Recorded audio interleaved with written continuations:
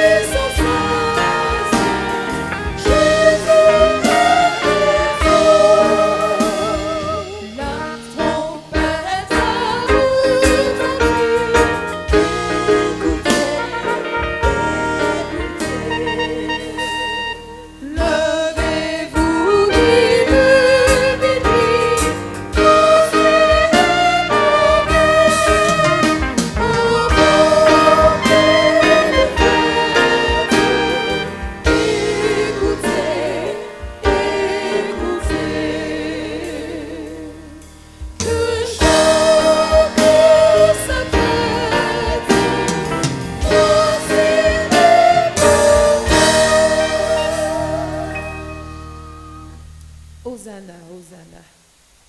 Tu es le roi, le Seigneur, à toi. Je crois que je trouve mémoire. À toi.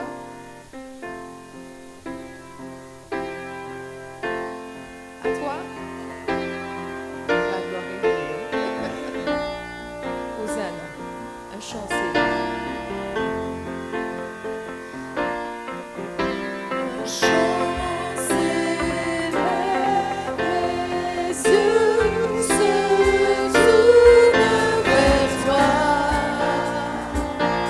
Se tourne vers toi.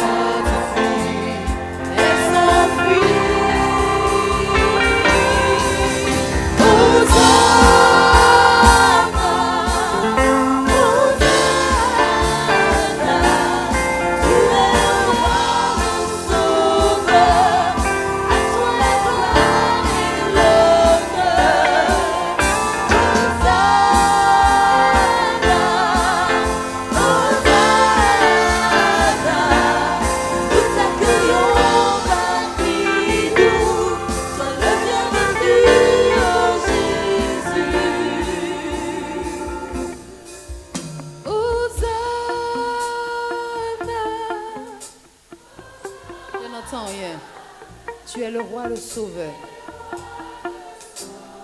À toi la gloire et l'honneur. Hosanna, Hosanna.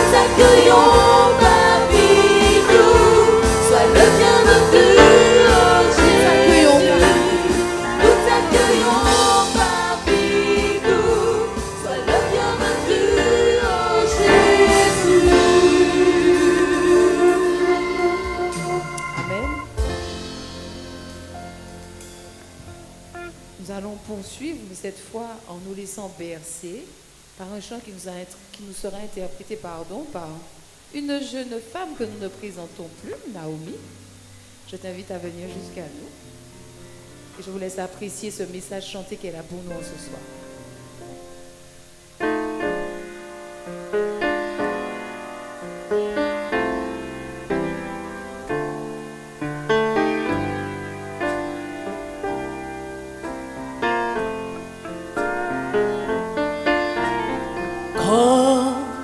Un oiseau dans sa cage,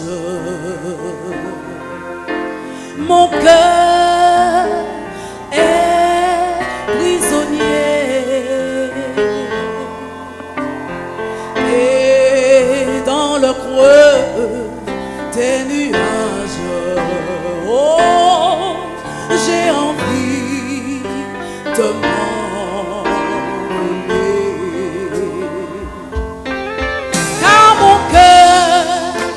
pas fait pour la terre.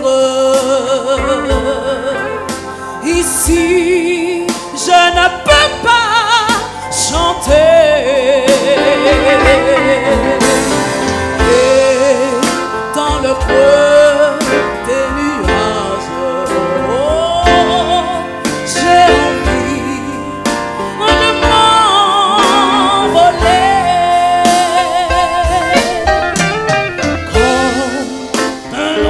Dans sa cage, oh, mon cœur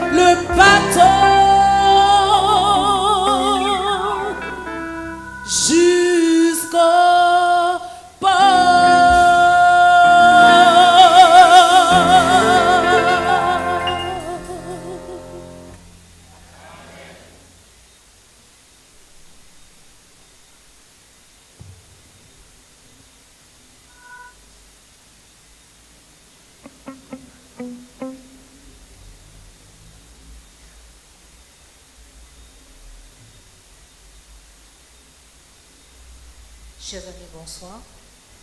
C'est le moment où nous allons implorer la grâce de Dieu et sa présence parmi nous. Je vais vous demander de vous mettre à genoux si vous voulez bien, ou vous tenir debout à votre église. Moi, je me mettrai à genoux.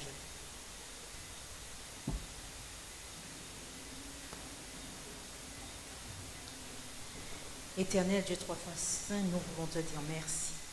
Merci d'avoir guidé nos pas dans ta maison de prière en ce soir. Merci pour tous les bienfaits que tu as manifestés en nous aujourd'hui. Certains d'entre nous, nous sommes venus dans ta maison chargés de douleurs et de souffrances par le lot de difficultés que nous rencontrons chaque jour. Mais nous savons que tu es un Dieu de magnificence et de bonté, un Dieu d'amour qui nous aime et chaque jour tu nous fais voir ta grâce car tu étends ta main bénissante sur chacun d'entre nous. Merci Papa pour tous tes bienfaits. Nous voulons te confier nos vies, nos familles, nos pensées, nos paroles et surtout nous voulons implorer ton pardon si jamais nous avons commis une faute devant ta face ou nous t'avons offensé. Aide-nous à fixer les regards sur toi dans tous les moments de difficulté que nous traversons comme dans les moments de joie. Aide-nous à écouter ta parole de vérité ce soir car tu nous as amenés ici pour cela car certainement tu as un message à nous donner ce soir par l'intermédiaire de ton serviteur. Que je te demanderai de oindre de ton Esprit Saint, de le bénir, de bénir sa famille qui l'accompagne, qui le soutient. Seigneur, bénis toutes les familles de ton Église en ce soir. Bénis toutes celles qui ne sont pas venues ce soir. Sois avec eux, toi seul en connais la cause. Seigneur, je te demande une chose, c'est que ton Saint-Esprit descende sur le cœur de chacun d'entre nous ce soir et qu'à sa vue, nous puissions conserver toutes ces paroles que nous entendons. Seigneur, bénis, Seigneur, pardonne et surtout, Seigneur, aime. Que ta paix, que ta grâce soient sur nous. Nous t'avons prié dans le beau nom de Jésus, manifesté sur la croix du Calvaire pour chacun d'entre nous. Amen.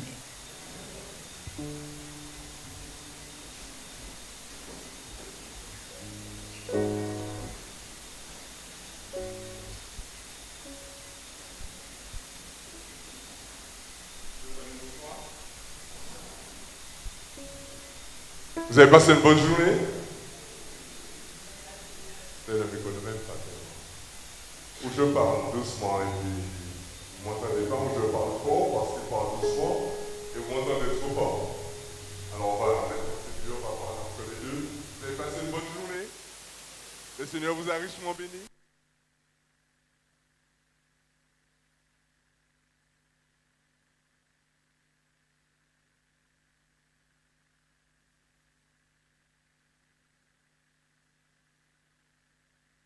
Georges tient à ses promesses. D'accord? Donc je suis là pour cela. Georges, viens.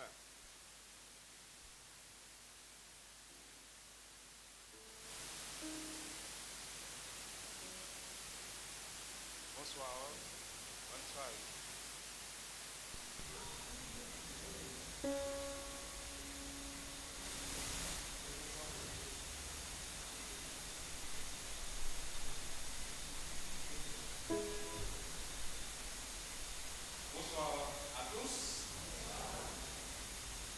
Je suis heureux de vous voir et d'être ici avec vous ce soir. Hier soir avec Patrick, nous avons souhaité la bienvenue. Amen.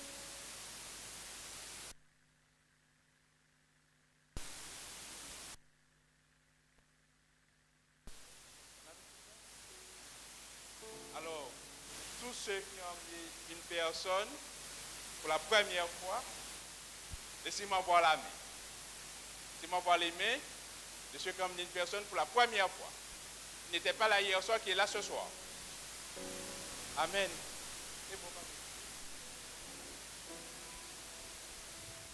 Je suis juste un peu déçu. Je pensais que vous alliez le dépouiller et qu'il emmenait juste 2 livres qu'il n'aurait pas eu assez. Je suis déçu. Est-ce que tu fais la promesse que tu ramènes des livres demain soir, non? Chiche. Oui, il faut donner les livres. Au moins à la personne qui a emmené quelqu'un. Comme ça, on verra que tu tiens à tes promesses et demain soir, nos amis vont emmener d'autres personnes. Demain soir, quels sont ceux qui promettent d'emmener d'autres personnes? Je veux que vous le dépouilliez pendant le temps où il tient à ses promesses. Non, lui. Je vais voir les mains de ceux qui ont une personne ce soir. Gisèle.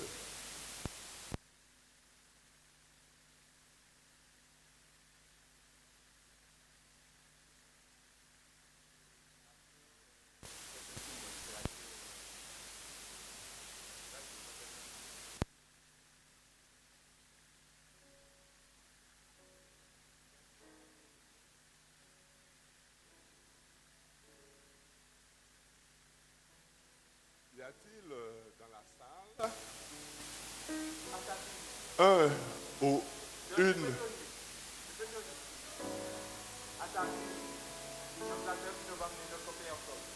Y a-t-il dans la salle un ou une amie qui est là depuis samedi? Y a-t-il quelqu'un qui est là depuis samedi? Donne-lui un des livres de Georges, s'il te plaît.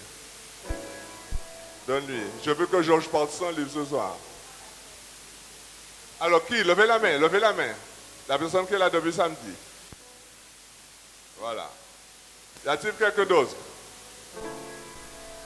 Y a-t-il quelqu'un d'autre qui est là depuis samedi?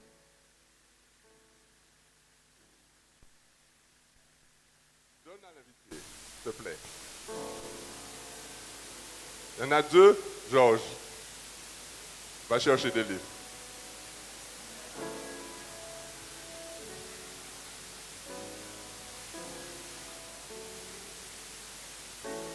Il doit aller chercher.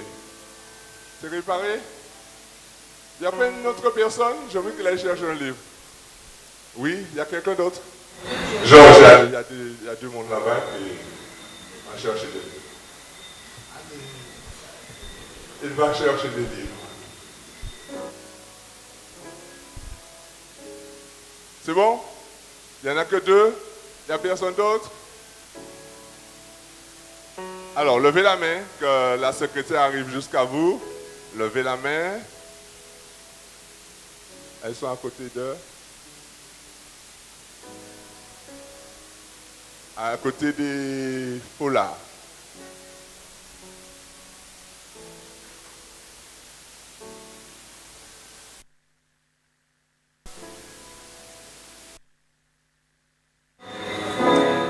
Voilà, on l'a dépouillé. Je suis content.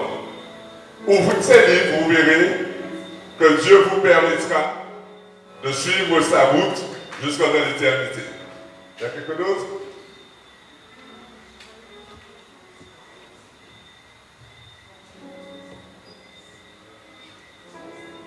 Alors, nous allons écouter encore. Il me reste 5 livres. Je ne te dis pas que j'ai 5 livres.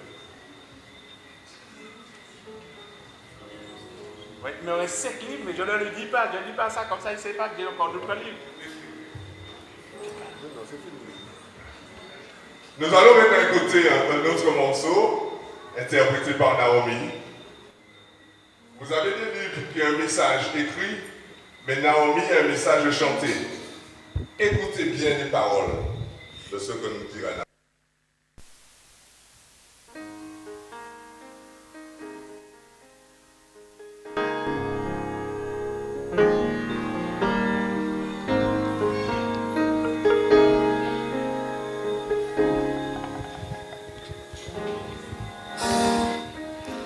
Tout au fond de moi, je savais que tu étais toujours là, près de moi. Ton regard d'amour me guidait, me suivait chaque jour. Accompli par ta justice, ta promesse en moi. Tu m'avais choisi, Seigneur, bien avant que je ne sois formé. Tes projets conçus pour mon bonheur sont écrits là au fond de mon cœur. Rien d'autre dans ce monde n'est plus précieux que ta promesse en moi. Près de toi, Seigneur, oh oui.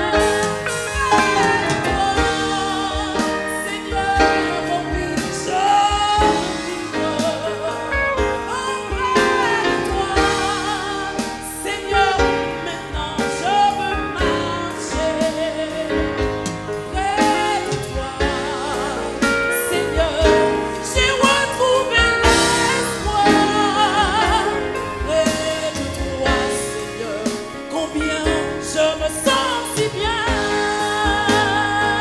Ah, Seigneur, combien tu m'as aimé. En retour, je te donne ma vie. Je veux chanter pour toi, oh mon sauveur. Je veux t'aimer et ne vivre que pour toi. Ah, Seigneur, combien tu m'as aimé. En retour, je te donne ma vie. Je veux chanter pour toi, oh mon sauveur.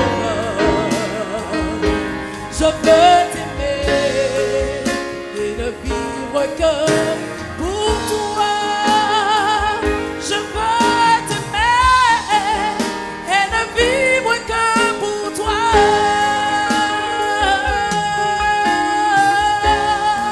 Ne vivre que pour toi.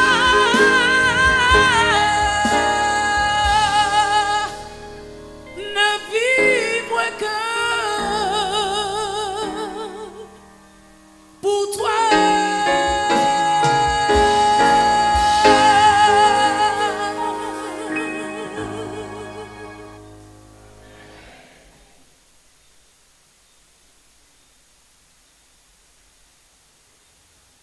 Je vous invite à vous tenir debout et nous allons entonner notre chantelle. Brisez les chaînes. Il y a puissance dans le nom du Seigneur. Il y a une armée qui s'élève dans le nom du Seigneur.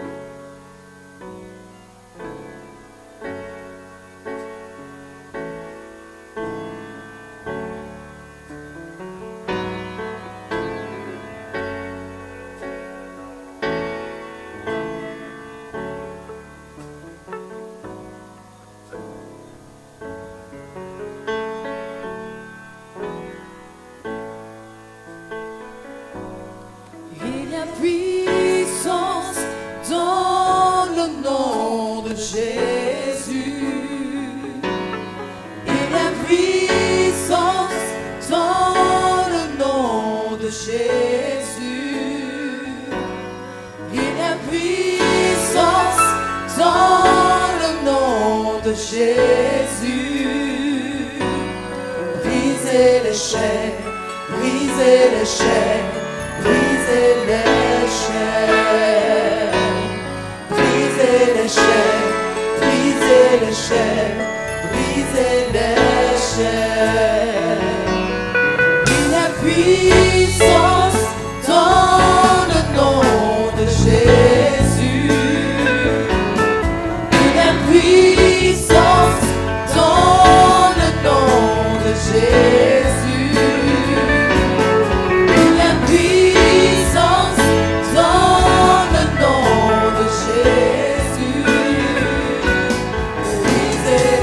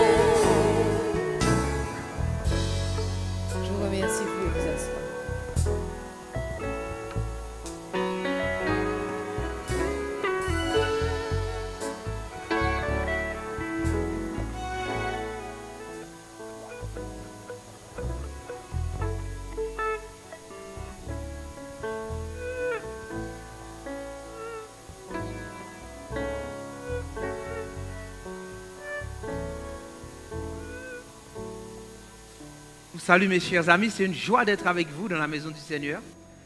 Et nous sommes heureux de pouvoir partager ensemble ces quelques moments. Nous allons incliner notre tête et prier encore pour que Dieu préside lui-même à ce moment que nous allons vivre. Seigneur Dieu, nous te remercions de ce que tu as précédé nos pas et que tu nous as permis de nous trouver dans ta maison. Tu as un plan merveilleux pour nous. Permets que ces informations que nous allons recevoir produisent en nous des transformations pour l'éternité. Tu es digne de recevoir la gloire, l'honneur et la louange.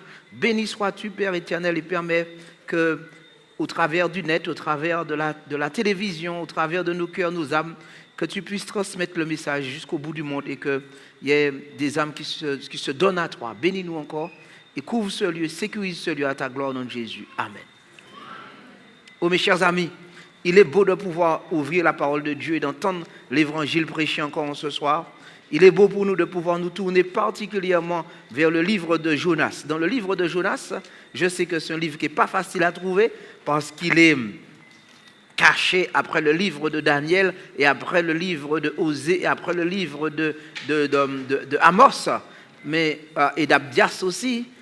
Donc il s'est bien caché, n'est-ce pas? Mais c'est la nature de Jonas. Jonas, c'est un homme qui vit caché. Parce qu'il y a un enseignement caché dedans qui est précieux pour nous. Il faut qu'on puisse chercher, bêcher, fouiller pour trouver dans ce petit livre quelque chose de merveilleux. Le livre de Jonas. Alors je ne sais pas s'il y a quelqu'un qui est devant, qui peut aider nos amis à trouver aussi, ou d'autres personnes qui peuvent être là pour aider nos invités, qui puissent partager avec nous. Mais c'est une joie de vous voir chacun. Naomi, tout à l'heure, tu vas chanter Briser les chaînes aussi avec nous, n'est-ce pas?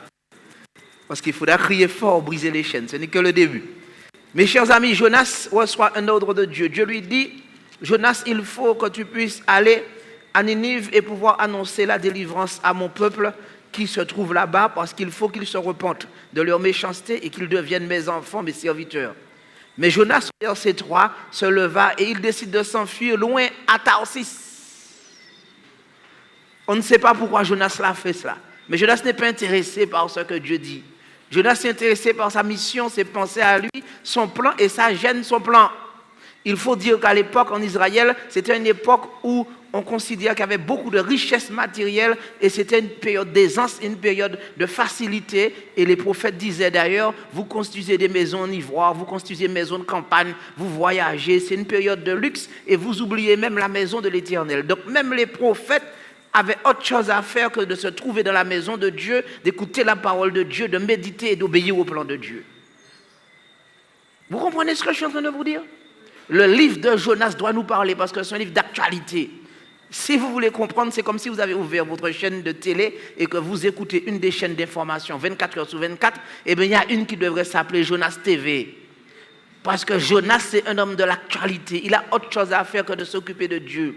Selon la tradition juive, on dit que Jonas était très certainement l'enfant de la veuve de Sarepta qui avait eu un enfant qui a été ressuscité lorsqu'il y a eu des problèmes. Mais l'enfant a en tout cas bénéficié des miracles du prophète. Mais ce qui est bien important, plus important à comprendre, c'est que Jonas avait oublié son origine, sa mission et son nom. Jonas n'était pas intéressé du tout par ce que Dieu pouvait dire. En un mot, il dit, pas embêtez-moi, quittez-moi aux affaires, quittez-moi tranquille, moi ça baladi, moi ça fait le sabbat, moi ça tout, j'ai fait assez pour toi Seigneur. Et Jonas se trouve au milieu du bateau et il est là dans le bateau et nous est dit au verset 5, il va descendre dans le bateau, il va se coucher et Jonas dort, il ronfle, il va s'endormir profondément, ça veut dire qu'il est en train de ronfler. D'accord? On ne sait pas si c'était l'apnée du sommeil, mais il dort profondément. Il y a un cyclone, il y a un tsunami, il y a des dangers autour de lui. Tout le monde est inquiet. Même les païens prient leur Dieu. Ils essaient de trouver une solution. Mais Jonas dort. On lui dit au verset 6, invoque ton Dieu pour voir ce qu'il pourra faire pour nous, pour que nous ne périssions pas. Mais Jonas n'est pas intéressé par cela. Il faut vraiment que les choses soient poussées à bout, au fond, et que c'est la même de Dieu, verset 9, qui l'interpelle et qui le désigne et qui est obligé de dire, je suis un Hébreu, je crains Dieu, le Dieu des cieux, qui m'a amené ici. Ainsi, je vous passe les détails de ce qui se réalisait pour ceux qui connaissent déjà l'histoire. Mais pour nos amis qui découvrent l'Évangile pour la première fois, permettez-moi de leur rappeler encore le récit. Ce qui se passe, c'est que Jonas, il va devoir être jeté dans l'eau pour pouvoir, selon ce qu'ils ont proposé, selon ce qui va se passer dans ce bateau, eh bien, il va être jeté dans l'eau et c'est ce qui va apaiser et qui va faire que la mer s'apaisera au verset 15. Puis ils prirent Jonas et le jetèrent dans la mer, et la fureur de la mer s'apaisa. Et ces hommes étaient saisis d'une crainte de Dieu. Jonas va être avalé par un gros poisson. Et quand il se trouve au fin fond de ce poisson, verset 5 du chapitre 2, il va invoquer Dieu et il va sentir que l'abîme l'a enveloppé, il voit sa mort venir et il va prier Dieu, il va faire des vœux à Dieu au verset 10 de Daniel 2. Et il dit, j'ai dit quoi, qui? Ah, Daniel, Jonas. Je pense qu'il y a la statue sur mon de Daniel, mais Jonas, il va dire, je vais accomplir les vœux que j'ai faits à l'Éternel, le salut vient de l'Éternel. Ensuite, il va se tourner vers la ville de Ninive, il va prêcher l'évangile à Ninive, il a 3 jours de marche à faire, il va prêcher, il va dire dans 40 jours, Dieu va détruire la ville, mais en fin de compte, les Ninivites se repentent et Jonas va accomplir sa mission. Et Dieu lui dit, j'ai eu pitié, le dernier verset de Jonas 4, le verset 11, et moi, je n'ai pas pitié de Ninive, la grande ville dans laquelle se trouvent plus de 120 000 hommes qui ne savent pas distinguer leur droite de leur gauche et des animaux en grand nombre. Mes chers amis, l'histoire de Jonas peut ressembler à un conte de fées. On peut dire, est-ce que c'est vrai? C'est évident qu'il y a pour nous une allégorie, quelque chose de très important qu'on va développer ce soir sur la nouvelle naissance. Mais du point de vue historique, il y a eu un homme qui était dans un baleinier et qui était en train de pêcher avec eux. Vous savez, à l'époque, au 19e siècle, ces hommes devaient lutter avec des harpons et c'est une histoire vraie. Cet homme s'est retrouvé avalé par un gros poisson. Je ne sais pas si un chacalot ou bien un ogre, en tout cas. Cachalot. Qu'est-ce que j'ai dit? Je vais trop vite. Je parle trop vite ce soir. Je vais gérer le temps et je parle beaucoup plus vite que d'habitude. En tout cas, vous m'avez dit bien que ce poisson s'appelait quoi? Un tilapia? Un cachalot. D'accord. Eh bien, il a été avalé, cet homme, par un gros poisson. Et je veux retrouver son nom, bien sûr, pour que vous puissiez vérifier par Internet, vous pouvez trouver. Il s'appelle James Bartley. Et à l'époque, ça a fait les titres des journaux parce que cet homme, il a senti un moment qu'il a été avalé par le poisson. Et pendant plusieurs jours, on se demandait qu'est-ce qu'il est devenu. Et le baleinier a réussi à harponner ce fameux gros poisson. Et lorsqu'ils ont ouvert le ventre, ils ont trouvé cet homme dedans, à demi-mort, mais bien vivant. Et après plusieurs semaines, eh bien, il a eu des soins. Mais la seule chose, c'est que sa peau était restée blanchie parce qu'il y avait l'acide gastrique qui avait attaqué sa peau. Et on dit que pendant toute sa vie, il avait une couleur très blême parce qu'il a subi cet acide qui avait rongé sa peau. Ce que je suis en train de vous dire, c'est que le Dieu qu'on sert, il est capable de faire ce qu'il veut, comme il veut, avec qui il veut.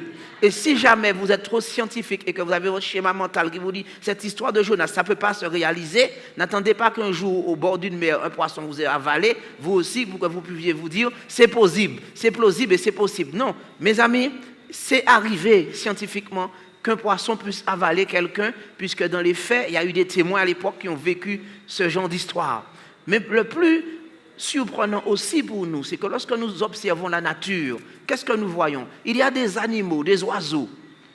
Ils n'ont pas de frontière. Même si M. Trump dit qu'il veut mettre une frontière entre le Mexique et les États-Unis, et avec le Canada ou avec l'Europe, etc. Ils veulent, même s'il y a le Nord-Corée, la Corée du Nord, et des zones comme ça, il y a des frontières, des gens qu'on tue. Si vous traversez la frontière entre le sud de la Corée et le nord de la Corée, même si vous mettez un petit orteil, il y a une femme comme ça dernièrement qui s'est fait tuer parce qu'elle a osé mettre un petit bout de pied sur le territoire de la Corée du Nord. Qu'importe ce que les hommes considèrent, nationalisme, etc., eh bien les oiseaux du ciel, ils volent et ils vont là où ils veulent. Et en été, lorsque vous allez, on est allé une fois avec mon épouse, dernièrement, on aime bien aller par là. Maintenant, quand je vais dire le lieu, je pense qu'on sera plus seul à y aller. Eh bien, c'est le Trombolo, c'est ça? Et à Sainte-Marie, il y a un petit îlet qu'on traverse à pied sec comme Moïse. Et lorsqu'on arrive là-bas, vous savez, c'est l'endroit où la mer s'ouvre. Il y a 2 mers qui se rencontrent et on passe comme pas plus grand que le couloir. Et lorsqu'on arrive là, on monte. Et lorsqu'on gravit le monde, on est comme sur le Sinaï. On regarde la Dominique, on regarde la Martinique, on regarde tout. Et la mer qui est ouverte en 2 et on traverse une expérience formidable. Et je sais que beaucoup de Martiniquais ne connaissent pas l'île et on compte beaucoup de touristes. Mais revenir sur notre sujet précis, il y a une période de l'année où on ne peut pas y aller sur cette montagne parce que les oiseaux viennent des États-Unis et ils viennent nicher là et personne ne peut les empêcher d'être là. Au contraire, parce que Dieu a mis dans leur ADN, dans leur plan, il faut que vous puissiez venir pour vous dans un endroit qui est plus chaud pour pouvoir vous reproduire, pour pouvoir vous restaurer. Il y a des animaux qui sortent en effet du pôle Nord et ils vont dans le pôle Sud. Ils font le tour de la Terre. C'est quelque chose de surprenant. En une année. Et on ne sait pas comment c'est possible. Ils n'ont pas de radar, ils n'ont pas de GPS. Il n'y a pas quelque chose qui leur dit tournez à droite, faites demi-tour, vous êtes égarés. Il n'y a pas quelque chose qui les guide. Dieu a mis dans leur nature pour leur dire je vous fais ainsi. Et il dit il n'y a pas un seul oiseau sur cette terre qui va tomber que je ne sache. Je compte tous les passereaux à chaque instant. Et je pense qu'ici, nous valons plus que des passereaux. Dieu dit maintenant qu'il a un plan pour nous merveilleux, un plan qui dépasse le temps et l'espace. Peut-être qu'il y a des hommes qui sont diplômés, qui connaissent beaucoup de choses, qui connaissent mieux que tout le monde. Il y a des spécialistes de la critique littéraire, de la critique de prédication, de la critique télévision. Tous, partout où ils sont, ils connaissent plus que tout le monde. Eh bien, Jésus a rencontré un homme comme ça, il s'appelait Nicodème. Et cet homme était un peu de la nature de Jonas. Il connaît tellement de choses qu'il ne peut pas arriver à accepter le plan de Dieu. Dans le livre de Jean 3, le verset 1 à 10, on voit que Nicodème, il va rencontrer Jésus, c'est dans le Nouveau Testament. Et Nicodème va vivre quelque chose comme Jonas. Jean 3, à partir du verset 1. Mais il y avait un homme d'entre les pharisiens nommé Nicodème, chef des Juifs. Et Jésus lui dit au verset 3, Jésus lui répondit, en vérité, je te le dis, si un homme ne naît de nouveau, il ne peut voir le royaume de Dieu. C'est ainsi le titre de notre moment. Il faut naître de nouveau, chacun de nous. Si l'homme ne naît pas de nouveau, il ne peut pas avoir affaire avec Dieu. Nicodème lui dit, est-ce qu'il faut que je rentre moi aussi et que je naisse et que je rentre dans le ventre de ma mère? C'est-à-dire qu'il pensait les Juifs que l'enfant était construit dans le liquide amniotique, dans l'eau, il fallait retourner dans l'eau, un peu comme Jonas. Jésus lui dit, si un homme ne naît d'eau et d'esprit, c'est-à-dire que si l'homme ne peut pas être plongé dans l'eau, être baptisé, avoir une transformation, une nouvelle naissance, et si son état d'esprit ne change pas, il n'aura pas affaire avec Dieu. Il s'agit de la même chose qui s'est passée aussi pour la femme samaritaine.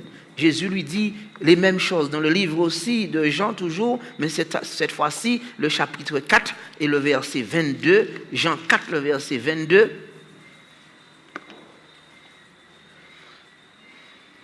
Vous adorez Dieu, vous adorez ce que vous ne connaissez pas, mais nous adorons ce que nous connaissons, car le salut vient des Juifs. Mais l'heure vient, et elle est déjà venue, où les vrais adorateurs adoreront Dieu en esprit et en vérité. Car ce sont là les adorateurs que Dieu aime. Dieu est esprit, et il faut que ceux qui l'adorent en esprit et en vérité. Mes chers amis, Dieu veut qu'il y ait une nouvelle naissance chez nous.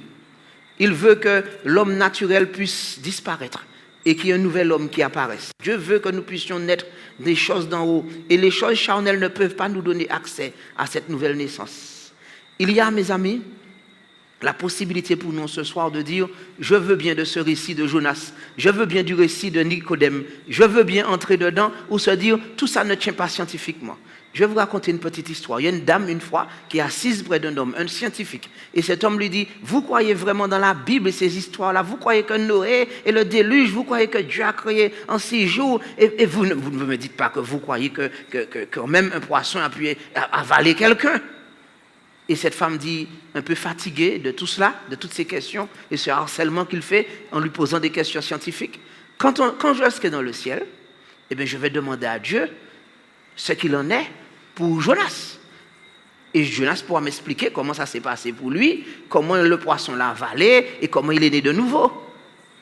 Et l'homme qui est très perspicace, d'après lui dit, mais si Jonas n'est pas dans le ciel, alors la femme lui dit, eh bien ce sera à vous de lui poser la question.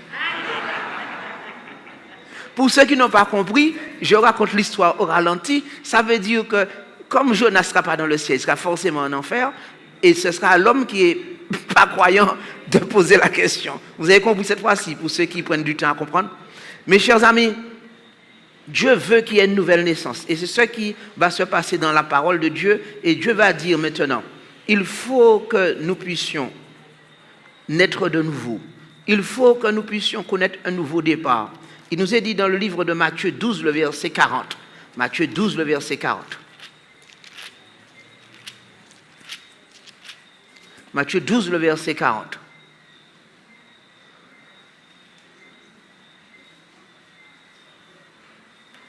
Alors, on peut lire au verset 38, n'est-ce pas? Alors, quelques-uns des scribes et des pharisiens prirent la parole et lui dirent, Maître, nous voudrions te voir faire un miracle. Parfois, on vient à l'église, on dit, on aurait bien aimé voir un miracle.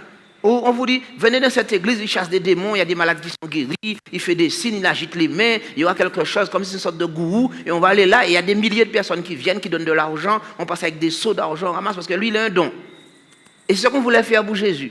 Et Jésus va dire maintenant à ceux qui veulent des miracles. Il leur répondit, une génération méchante et adultère demande un miracle. Il ne sera donné d'autre miracle que celui de... Jésus est donc venu pour faire un seul miracle, celui de Jonas. Car de même que Jonas fut 3 jours et 3 nuits dans le ventre du poisson, de même le Fils de l'homme sera 3 jours et 3 nuits dans le sein de la terre. Quand l'évangile est prêché, et quand Jésus prêche l'évangile, il prêche le seul miracle qui est important, le miracle de Jonas. Ce qui s'est passé au moment de Jonas est très important pour nous. Il faut que nous puissions comprendre qu'au travers de la Bible, Jésus est en train de dire, je vais faire quelque chose de très important, comme j'ai fait pour Jonas. Il faut que vous puissiez naître de nouveau. Il faut quelque chose de nouveau qui se passe dans ta vie. Ainsi, mes amis, Jonas est le symbole, premièrement, de ce que lorsque Dieu dit d'obéir, il faut obéir. Il ne faut pas penser que nous sommes au-dessus de Dieu. Si Dieu dit d'aller dans un sens pour avoir le salut, c'est bien là le salut. Et si nous décidons d'aller à Tarsis parce que c'est plus riche, c'est plus beau, c'est plus agréable, les villes sont plus grandes et c'est là qu'on sera heureux, on sera toujours malheureux. On est en train de se mettre dans de gros problèmes. Voici maintenant, le Seigneur dit maintenant, c'est lui qui est venu pour offrir sa vie en sacrifice pour nous. Et Jonas a dû comprendre ce qu'est le prix d'un sacrifice. Il ne voulait pas être au départ un prophète simplement. Il voulait être un homme matérialiste. Mais à un moment, il faut que lui-même, sa vie soit offerte en sacrifice pour sauver les autres.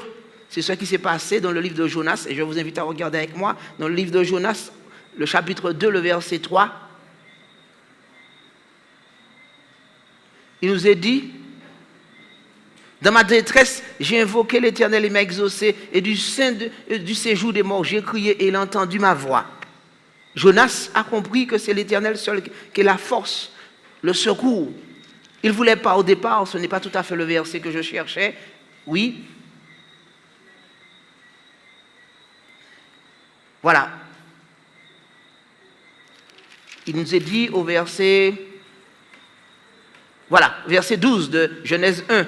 Il leur répondit, prenez-moi et jetez-moi dans la mer, et la mer se calmera envers vous. Jonas. Et j'ai dit quoi? Genèse. Eh bien, c'est à cause du fait que beaucoup de gens me disent, pasteur, va plus vite quand tu prêches. C'est trop long. Alors, j'emballe les choses pour vous, rapidement, comme dans un fast-food. Alors, on va prendre le temps maintenant. Parce que ça fait le deuxième bug et je n'ai pas l'habitude de bugger. Et quand on veut faire le vélo trop vite, ça ne va pas. Alors on va prendre le temps au nom de Jésus. Maintenant, on va aller tranquillement. Jonas 1, le verset 12. Jonas 1, le verset 12. Il leur répondit, prenez-moi et jetez-moi dans la mer, et la mer se calmera envers vous, car je sais que c'est moi qui attire sur vous cette grande tempête. Jonas change de comportement. Dieu l'a appelé comme un prophète, un intercesseur. Et c'est dans le bateau qu'il comprend qu'il doit changer de mentalité.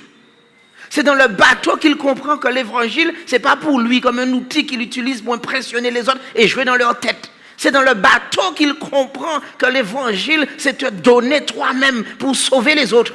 C'est dans le bateau qu'il comprend que l'évangile, c'est une puissance qui ne dépend pas de lui, mais qui est au-dessus de lui et qui dit, donne-toi, donne de ton temps, donne de ton énergie, donne quelque chose. Quand tu viens à l'église, ce n'est pas pour recevoir, c'est pour te donner à Jésus. Il est très important pour nous de comprendre cela parce que le Seigneur Jésus lui-même, il a dit dans Ésaïe 53, par rapport à lui, la prophétie dit clairement dans Ésaïe 53, le verset 10, il a plu à l'Éternel de le briser par les souffrances et après avoir livré sa vie en sacrifice pour le péché, il verra une postérité et prolongera ses jours et l'œuvre de l'Éternel prospérera entre ses mains. Mes chers amis, la mission première que nous devons avoir pour notre voisin, pour notre parent, pour nos enfants, pour nos collègues, pour ceux qui sont autour de nous, qui fait la différence. Il cherche quelqu'un qui est prêt à se donner de son temps, donner de son énergie, donner de sa force, donner de son attention pour dire « Je suis là avec toi. Je suis là avec toi. Il y a un problème, mais j'intercède pour toi. » C'est très important, mes amis. On peut rencontrer des gens qui vous aiment de loin, vous savez, comme s'il y a un sida spirituel et qui vous touche de loin. Et puis il y a des gens qui s'investissent et qui disent « Je connais ce problème. Je suis déjà passé par là. Et même si je ne suis pas encore passé par là, dans ma nature pécheresse, j'aurais pu faire pire que toi. Mais je connais la solution. La solution se trouve en Jésus-Christ et qui dit maintenant, ce que tu as fait pour moi, Jésus, fais-le pour lui aussi. Si tu m'as sauvé, Jésus, et que tu aimes quiconque, tu sauras aussi sauver cette personne. Dieu cherche en ce mercredi et pour toute l'éternité des intercesseurs, des gens qui vont prier, des gens qui naissent de nouveau, qui disent arrêtez de dire à Jésus, donne-moi une voiture, donne-moi une maison, donne-moi ci. Dieu est prêt à donner tout cela. Mais qu'est-ce que tu es prêt à donner au Seigneur? Est-ce que tu es prêt à donner de ton temps? Ah, j'ai autre chose à faire que d'être à l'église quand même. Il y a un beau feuilleton. Tu sais qu'il y a le dernier 1, 2, 3, 4, je ne sais pas. À mon époque, quand j'étais très jeune, il y avait Rambo 1, après il y a eu Rambo 2, il y avait Rambo 3, il y a eu Rambo 4. Après, il avait plus de force, il marchait, mais c'était Rambo 5 quand même. À un moment, on s'est dit, bon, on ne va pas le mettre dans une chaise roulante pour faire Rambo 10. On arrête avec cela. Mais mes amis, on est en train de poursuivre des hommes qu'on adule et qui sont en train de partir en lambeaux malgré les chirurgies esthétiques, la télévision, la gloire de ce monde, une femme, un homme, quelque chose. Dieu dit maintenant, est-ce que le ciel ne s'est pas vidé pour toi? J'ai donné, le Père a donné le Fils a donné le Saint-Esprit a envoyé les anges. Qu'est-ce que nous pouvons demander à Dieu que nous n'avons pas? Dieu nous donne en abondance la vie éternelle, la paix du cœur, la sécurité, la protection de ses saints gens, son amour. L'univers entier nous dit, tu fais partie de la famille. C'est comme si vous aviez 10 000 milliards de Macron qui sont capables de vous protéger, de subvenir à tous vos besoins. 10 000 présidents de la République avec de l'énergie plus puissante qu'une bombe atomique qui dit, tu fais partie de cette famille-là, de la race de sacerdoce royal, une race élue, des princes. Et pendant ce temps, lorsqu'il faut venir à la maison de Dieu, ou lorsqu'il faut amener un ami, ou lorsqu'il faut venir à l'évangile, nous sommes prêts à dire, mais qu'est-ce que ça m'apporte? Aujourd'hui, Jésus dit, il faut que tu puisses faire comme Jonas. Donne ta vie au Seigneur. Il a donné sa vie pour toi. Et toi, qu'est-ce que tu es prêt à faire maintenant? Mes chers amis, Jonas a dû comprendre que c'est en brillant du fin fond de la terre, du fin fond du ventre du poisson. Et Jonas, nous reprenons ce livre, bien sûr, qui est notre guide pour ce soir. Dans le livre de Jonas 2, le verset 3, il nous est dit, « Dans ma détresse, j'ai invoqué l'Éternel et m'a exaucé. Du sein du séjour des morts, j'ai crié. Il a entendu ma voix. » L'Éternel Dieu entend. Il est vivant. Dans le psaume 69, le verset 2, il est dit la même chose que David a vécu quelque temps auparavant. David a vécu cette même expérience. Le psaume 69, le verset 2. Psaume 69, le verset 2. Sauve-moi, ô Dieu, car les hommes menacent ma vie. J'enfonce dans la boue sans pouvoir me tenir. Je suis tombé dans un gouffre et les eaux m'inondent. Je m'épuise à crier. Mon gosier se dessèche, mes yeux se consument, tandis que je regarde vers mon Dieu. Ils sont plus nombreux que les cheveux de ma tête, ceux qui me haïssent sans cause. Ils sont puissants, ceux qui veulent me perdre, qui sont à tort mes ennemis. Mes chers amis, il y a quelqu'un pour lequel je prêche ce soir et qui se dit, j'ai beaucoup de problèmes. Je suis sur le bord du gouffre. Je ne sais pas vers qui me tourner. J'ai déjà essayé par tous les moyens. Je me suis tourné vers un homme, mais il n'a pas pu satisfaire mes besoins. Une femme, je pensais que c'est elle qui allait m'aimer. J'étais heureux quand j'ai eu des enfants, mais mes enfants même m'ont abandonné. J'étais heureux quand j'avais un travail, mais je suis devenu esclave de ce travail. J'étais heureux quand j'avais une voiture. Maintenant, je suis stressé parce que je ne sais pas comment il faut finir pour payer cette voiture. J'ai couru après l'argent, les biens de ce monde. J'ai voulu avoir mon Tarsis pour qu'on dise, voici le prince de Tarsis.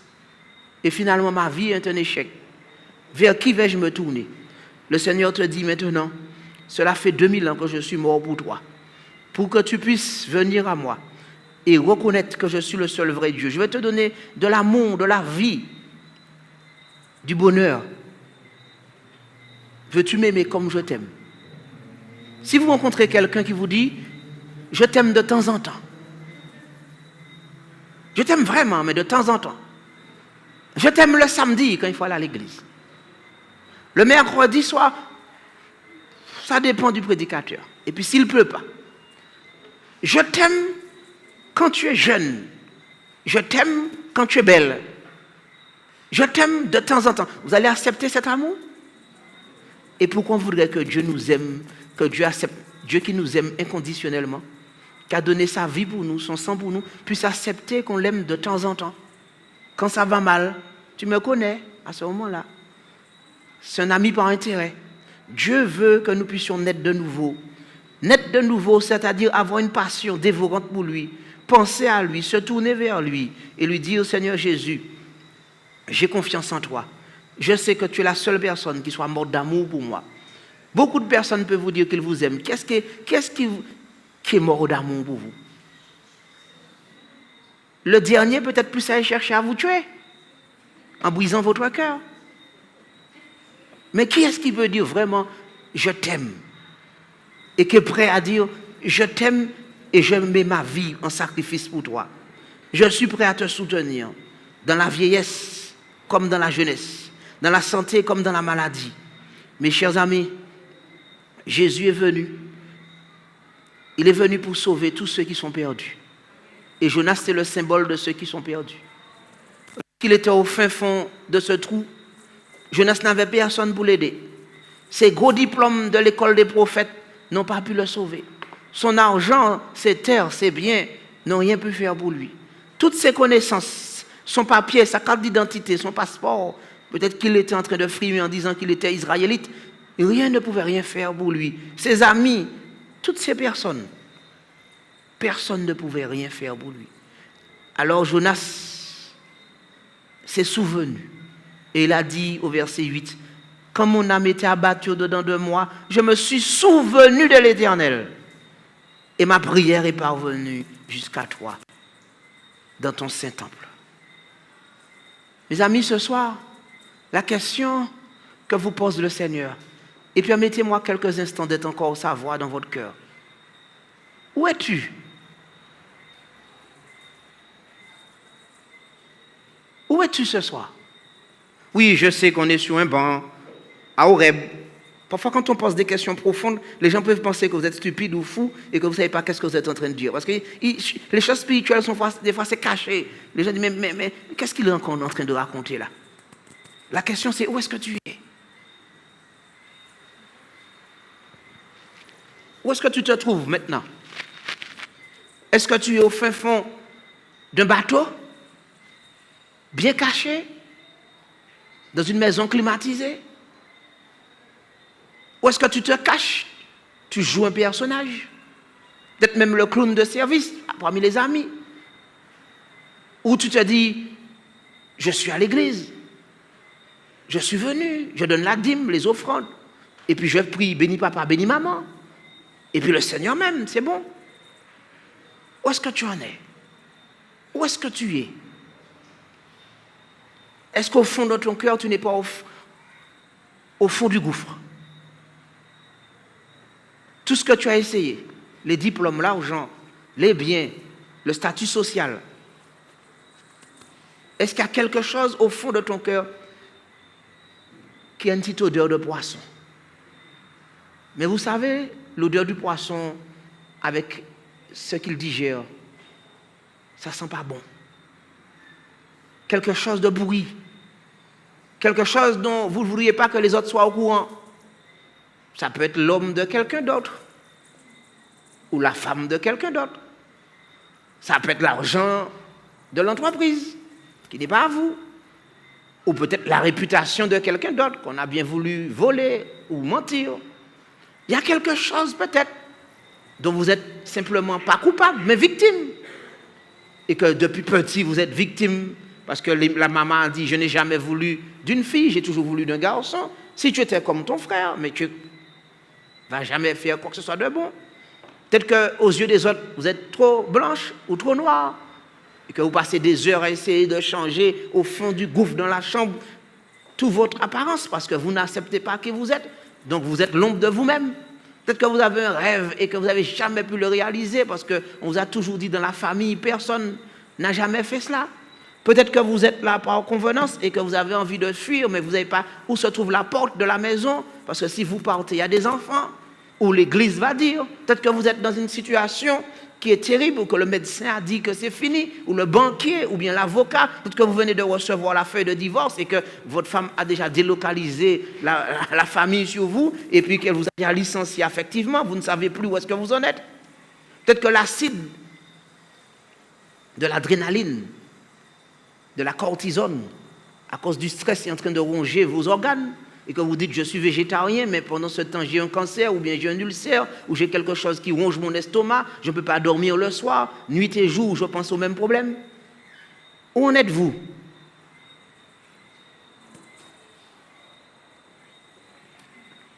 Vous avez peut-être essayé de parler avec des amis en lui disant je connais quelqu'un qui a un problème, qu'est-ce que tu en penses? La personne va vous dire ah non, si c'est ça, ah non, et vous êtes encore plus condamné, même si vous parlez de quelqu'un d'autre, alors que c'est vous. Où êtes-vous? Où êtes-vous? Je ne parle pas de où on est le voisin. Ça, on sait très bien, n'est-ce pas? Où est je ne sais pas moi, la femme du président, ou le ministre, ou où est ceci, où est cela, où est le pape, où est ci, où est le loup? Le loup s'habille, le loup met sa chemise. Le loup. Ça, c'est quand on est enfant. Mais où suis-je, moi? Où en suis-je? Dans mes incohérences, dans mon iniquité, dans ma dureté de cœur, dans mes trahisons, dans mes peurs, dans mes craintes, dans mon stress, dans mon tranxène qu'il faut aller encore à la pharmacie, au médecin pour avoir une nouvelle prescription. Où en suis-je de ma vie, de mes rêves? Est-ce que je suis satisfaite? Est-ce que je suis heureux? Où en suis-je dans ma vie? Qui suis-je? Est-ce que je suis en phase avec moi-même? Est-ce que mes cheveux, ce sont mes cheveux ou les cheveux d'un autre? Ou est-ce que mes yeux, c'est mes yeux, ou bien les yeux d'un autre? Est-ce que ma peau, c'est la peau ou la peau d'un autre? Est-ce que c'est à moi ou bien à quelqu'un d'autre? Est-ce qu'il faut qu'il y ait une nouvelle chirurgie esthétique? Est-ce que je suis en phase avec moi-même? Est-ce que je suis en phase? Voilà, c'est ça ce soir le sujet. Qui suis-je? Est-ce que moi dépend des autres, des circonstances? Et quand la circonstance va changer, je serai enfin heureux. Et je viens à l'église, je dis, petit papa Jésus, quand tu descendras du ciel avec...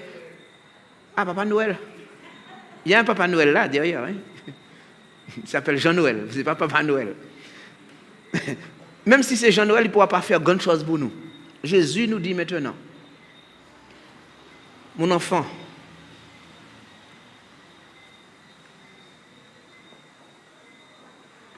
et David a posé cette question. Somme 139, verset 7. Où irai-je loin de ton esprit? Où fuirai-je loin de ta face? Si je monte aux cieux, tu es là. Si je me couche dans les séjours des morts, te voilà. Si je prends les ailes de l'aurore et que j'aille habiter en France, au Canada, aux États-Unis, tu avais déjà pris l'avion avant et tu m'attendais sur l'aéroport. Là aussi, ta main me conduira et ta droite me saisira. Si je dis au moins les ténèbres vont me couvriront, la nuit devient lumière autour de moi. Même les ténèbres ne sont pas obscures pour toi. La nuit brille comme le jour et les ténèbres comme la lumière.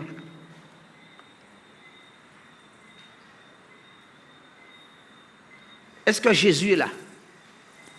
Quand quelqu'un qui n'est pas mon mari m'appelle et me dit, ton mari n'est pas là, ou il est sûrement en vacances, eh bien, ce serait bien qu'on se rencontre. Ou le patron peut dire, ben écoute, si ton mari t'a abandonné, moi je suis là pour toi, je vais te donner un travail, mais il faut passer dans cette petite pièce.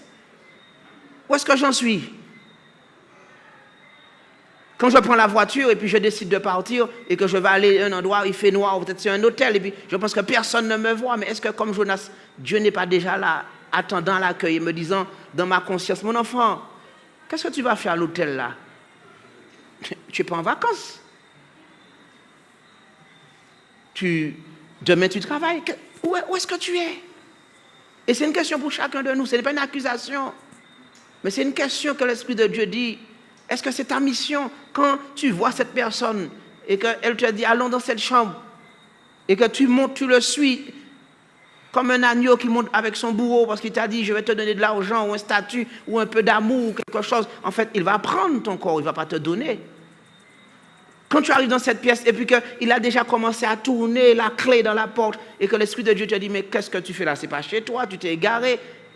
Le Saint-Esprit te parle et te dit mais où es-tu? Qu'est-ce que tu fais là? Est-ce que c'est le plan que j'ai pour toi?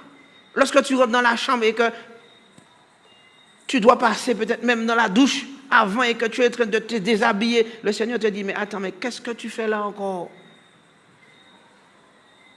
Quand tu es couché et que tu es toute nue et que cet homme vient, il n'est pas gynécologue, qu'est-ce qu'il fait là? De quel doigt il peut t'examiner? Quand il est là et que tu dois donner ton corps et que ce n'est pas une alliance avec Dieu, que tu sens que tu es un bout de viande, il n'est pas bouché. Tu n'es pas une morue pour qu'il puisse dire, il faut qu'on se mette à l'essai avant. Tu sais que ce n'est pas le plan de Dieu. Dieu ce soir te dit, peut-être que comme Jonas, tu t'es mis au fin fond du bateau, dans le noir, mais Dieu est là. Il n'est pas en train de te dire qu'il te rejette, qu'il t'abandonne. Mais il te dit, tu mérites mieux. Arrête de tourner en rond. Arrête d'espérer d'un homme, d'une femme, d'une situation que quelqu'un puisse t'aimer. C'est moi seul qui peux t'aimer comme tu es digne d'être aimé. Parce que j'ai donné ma vie pour toi. Et que tu vaux mieux. Quand tu vas rencontrer quelqu'un qui t'aime, il te dira premièrement, je te donne du temps. Parce que aimer, c'est donner ce qu'on a. Et chacun a 24 heures dans sa journée. Et un homme qui t'aime dit, je te donne du temps d'être prête. Pour le jour où devant Dieu, je vais demander à Dieu d'être au centre du mariage. Amen. Celui qui vient par la fenêtre, alléluia, celui qui vient par la fenêtre, c'est un voleur. Et celui qui vient par la porte, il vient par la porte, c'est Jésus qui est la porte. Où en es-tu, mon ami? Où en es-tu? Beaucoup de souffrance en Martinique.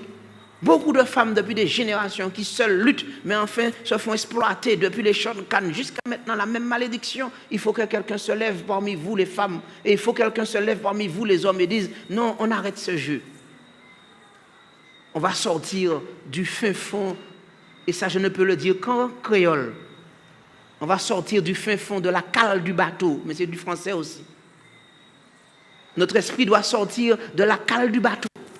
Parce que nos ancêtres, on les a amenés dans les cales des bateaux et ils étaient enchaînés comme des prisonniers. Et comme Jonas était au fin fond de la cale du bateau, il ne pouvait pas s'en sortir parce qu'il fuyait, il se cachait. Et jusqu'à maintenant, mentalement, psychologiquement, on est au fin fond de la cale du bateau. On accepte des situations qu'on sait qu'il ne faudrait pas dans notre vie. On est toujours dans des disputes, des rivalités, des cancans, des choses qui sont des annihilations mentales parce qu'on refuse de rêver. On n'est pas capable. Un Chinois arrive en quelques générations, il dirige le pays. Un blanc arrive ici en solidaire. Les noirs, on est là comme si on était toujours au fin fond du même cancan. Je ne sais pas, je ne pense pas qu'en Afrique on était cannibale, mais dans le bateau on est devenu. Et on a transmis des dents longues et des incisives dans tout. Il n'y a pas de molaires, il n'y a que des incisives. Mes chers amis, il faut que quelque chose change. Il faut que quelque chose se passe. Il faut que nous puissions prendre cette bénédiction que Jésus a dit pour nous. Jésus dit maintenant, il est capable de te bénir et de te sauver. Veux-tu simplement abandonner les rituels de l'Église. Il faut laisser les rituels de l'Église. Vous avez entendu ce que j'ai dit? Il faut arrêter de faire l'Église. Il faudra venir avec des burins, des marteaux et des masses et casser les murs là qui sont là. Parce que nous sommes prisonniers du rituel. Nous sommes prisonniers de posture. Et en réalité, on est maigre dans la tête, fatigué dans l'âme. On est squelettique spirituellement, émotionnellement, à fleur de peau, irritable. Ce ne sont pas les cotisations, les dîmes qu'on donne qui vont nous sauver. Ce sont des très bonnes choses, bien sûr, puisqu'il faut que respecte ce que la Bible a dit. Mais ce que je suis en train de vous dire, ne vous cachez pas derrière ces choses. Il faut abandonner notre nature charnelle. Il faut maintenant que nous puissions entrer dans une relation avec Christ en disant maintenant, je vais sortir de cette situation. Le vieux Jonas doit rester dans le ventre du poisson et je dois sortir homme nouveau. Comme Jésus-Christ, il est mort. Il a été fait péché pour nous, mais il est mort, il est ressuscité.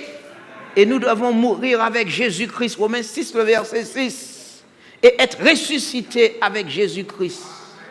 Il faut maintenant que le vieil homme, l'homme d'iniquité, soit dépouillé. En créole, on dit débrêlé. Il faut qu'il soit scalpé.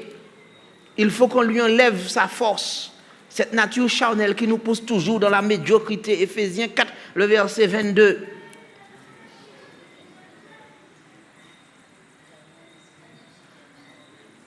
Si du moins, vous avez, Éphésiens 4, le verset 21 même, si du moins vous avez entendu, et si conformément à la vérité qui est en Jésus-Christ, c'est en lui que vous avez été instruit, à vous faire quoi? À vous dépouiller. Il ne suffit pas de dire je prends un bain. Il faut dire je veux maintenant une mort certaine du vieil homme. Où en es-tu maintenant? Pour naître de nouveau, il faut mourir. Sinon, tu as deux personnalités. Tu seras un zombie, un dédoublement de la personnalité, un schizophrène spirituel, quelqu'un qui est un Mr. Hyde et Dr. Jekyll. Un ange à l'église et un démon à la maison.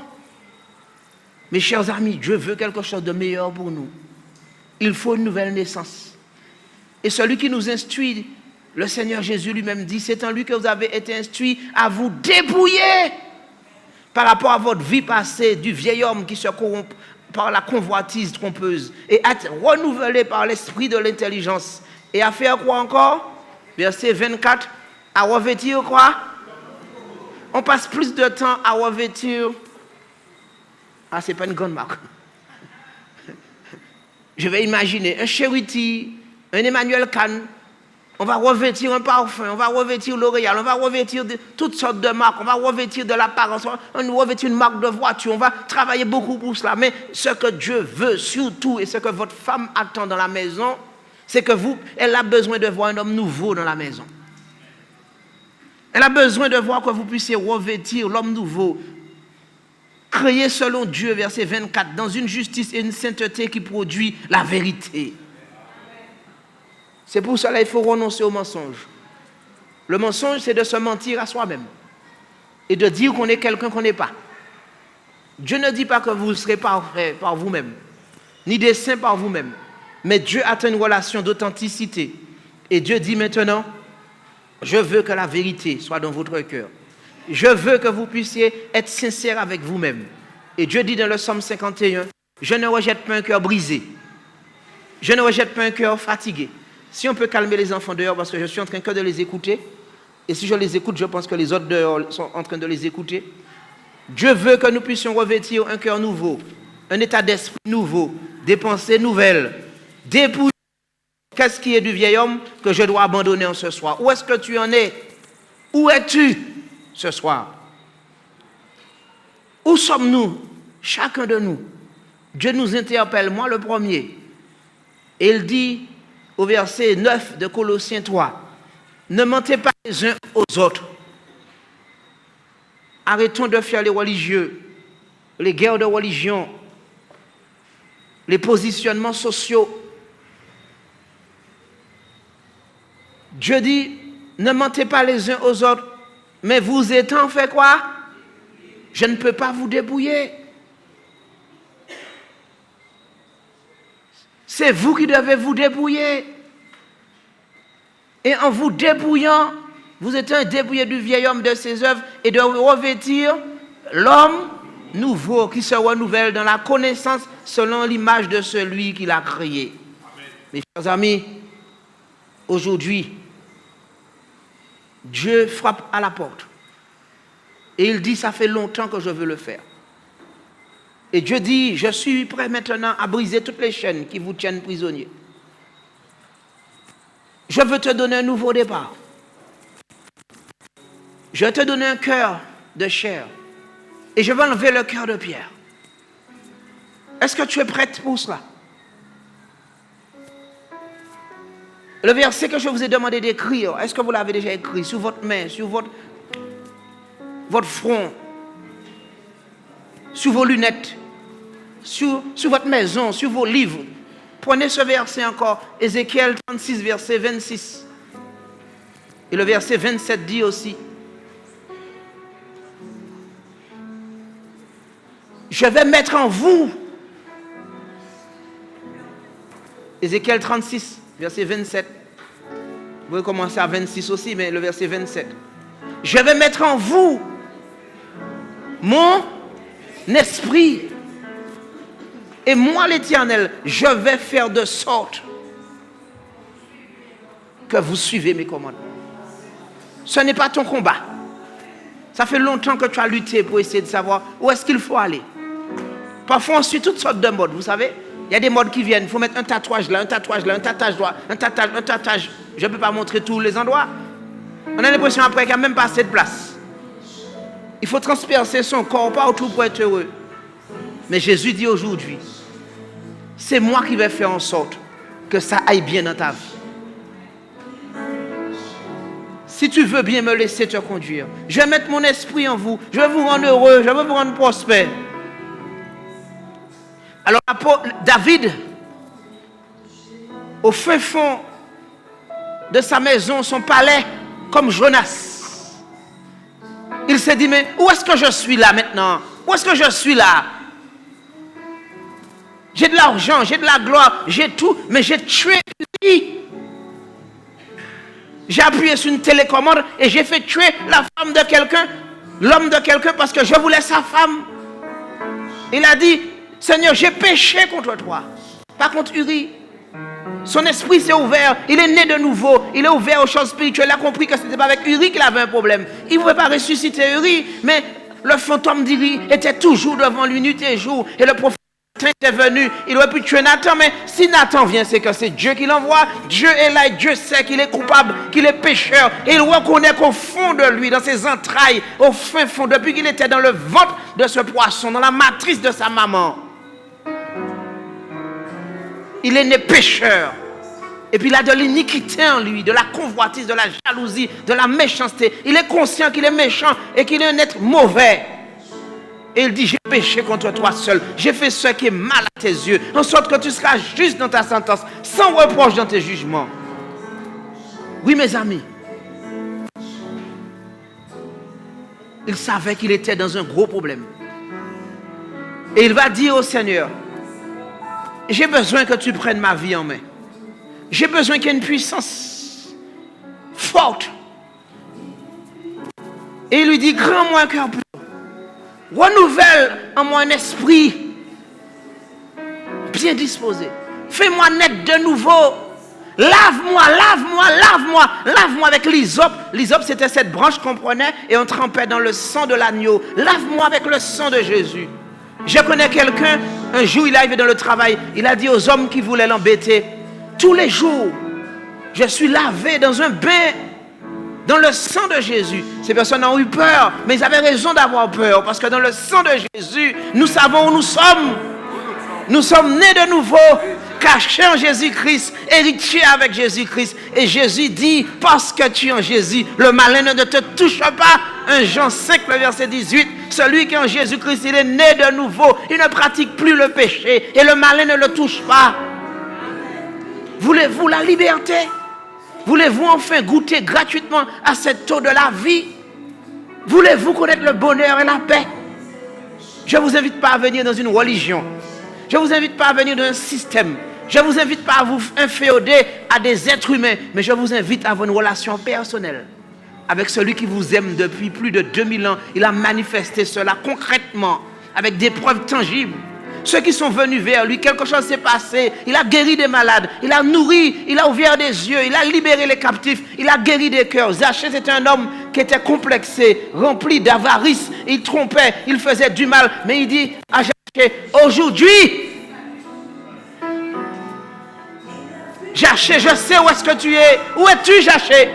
Où es-tu, Zachée?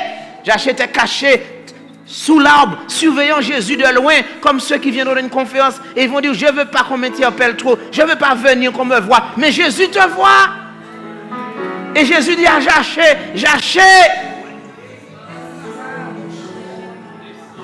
Zachée, Zachée, descends Zachée, parce que c'est maintenant, aujourd'hui, il faut que je mange chez toi. Il faut que le bonheur rentre dans ta maison. Il faut qu'à table, tu n'aies pas besoin de t'inquiéter. Il ne faut pas que tu te dises, l'huissier va venir, ou quelqu'un va venir taper à ta porte, ou que marabout, un dorlis, un malfaiteur. Quand tu dors, il faut que tu ronfles. Zachée, il faut que je rentre dans ta maison. Arrête de regarder à toi, Zachée. Ne dis pas, je suis trop court, je suis trop gras, je suis trop machin. Tu as essayé avec l'argent, ça ne marche pas. Tu as essayé de voler, ça ne marche pas. Tu as pris l'homme de note, ça ne marche pas. Tu as essayé marabout, ça ne marche pas. Tu as essayé africain, ça ne marche pas. Tu as essayé horoscope, ça ne marche pas. Maintenant, Zachée.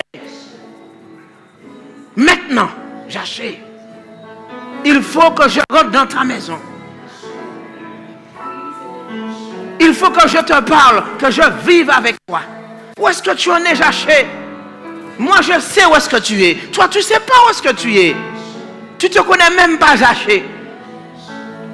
Zachée signifie un homme juste en hébreu. Un homme bien en hébreu. C'est ce que signifie Zachée. Jésus connaît ton vrai nom. Et il te dit, il y a assez de puissance pour te bénir, pour purifier ton cœur. Maintenant, ce qui est de la chair est de la chair. La chair ne peut pas hériter le royaume de Dieu. Mais ce qui est esprit est esprit.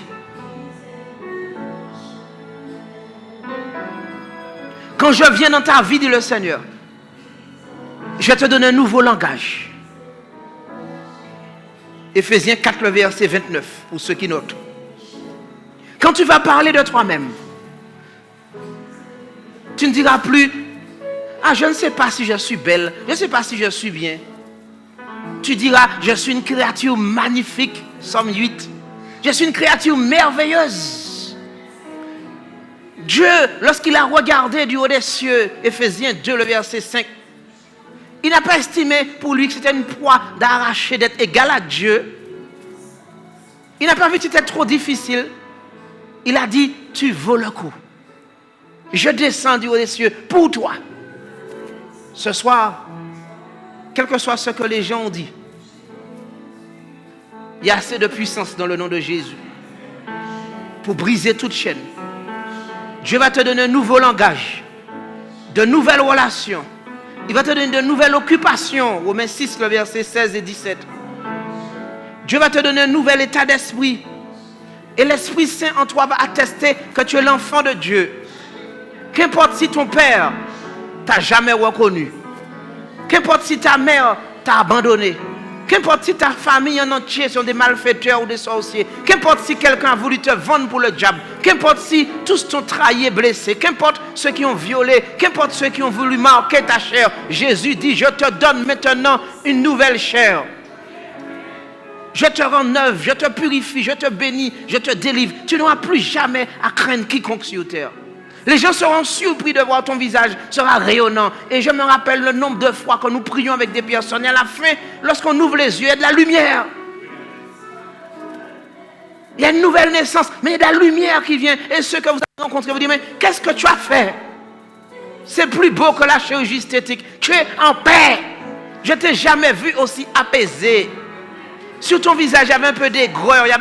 Tu marchais avec quelqu'un. Tu étais prisonnière dans les cales du bateau. Mais aujourd'hui, tu es née de nouveau. Tu es belle, tu es grande, tu es forte. Parce que Jésus marche avec toi. Et tu pourras chanter chaque jour. Il marche avec moi. Il marche avec moi. Je n'ai plus peur. Je n'ai pas besoin d'un homme, un gros, un petit, un gras, un riche. Jésus marche avec moi. Je n'ai pas peur dans la nuit. Je n'ai pas peur dans le jour. Parce que Jésus marche avec moi. Mon péché passé est lavé. Satan, tu t'occupes de ton péché et de ton destin. Parce que ton destin, c'est le feu de l'enfer. Mais moi, je serai pour toujours le Seigneur Dieu vivant. Oh mes amis, Dieu va te remplir de sa paix. Dieu va te donner des fruits en abondance de son esprit. Et dans le livre de Galates 5, c'est le dernier verset que nous allons lire pour ce soir. Dieu est prêt à opérer un miracle grand pour vous. Galates 5, le verset 22 à 24.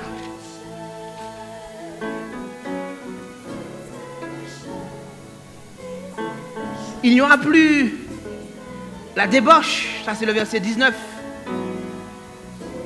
Mais il y aura l'amour. Il n'y aura plus l'impureté, mais il y aura la joie. Il n'y aura plus le dérèglement, mais il y aura la patience, verset 22.